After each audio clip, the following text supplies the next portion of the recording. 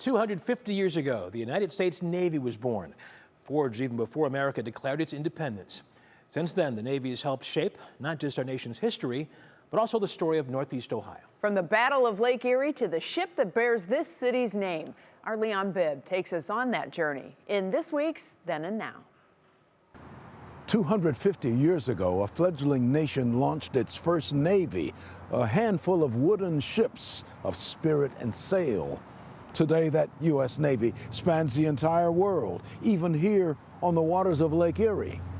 You can feel its wake.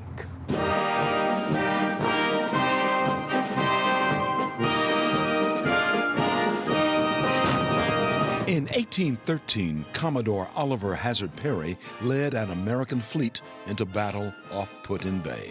His victory over the British gave control of Lake Erie to the United States and helped secure the northwest frontier. From that day on, these Great Lakes became part of the Navy's story. Decades later in Lorraine, a boy named Ernest J. King grew up along the lakefront. He would rise through the ranks to become a fleet admiral, commanding the entire U.S. Navy during World War II. And back in Cleveland, the engines that drove Navy submarines were built by local hands at the Cleveland Diesel plant, powering vessels that carried our sailors to victory across the Pacific. You can still hear that story in the steel of the USS Cod, docked on the Cleveland lakefront. Her engines were made here, her spirit too. In Akron, Goodyear built airships for the Navy, giants of the sky that scouted the coasts and guarded convoys. From the air to the water, Ohio's skill and sweat kept the fleet afloat. And now, the name Cleveland sails again. The Navy's newest littoral combat ship, USS Cleveland, honors the city and its maritime heritage.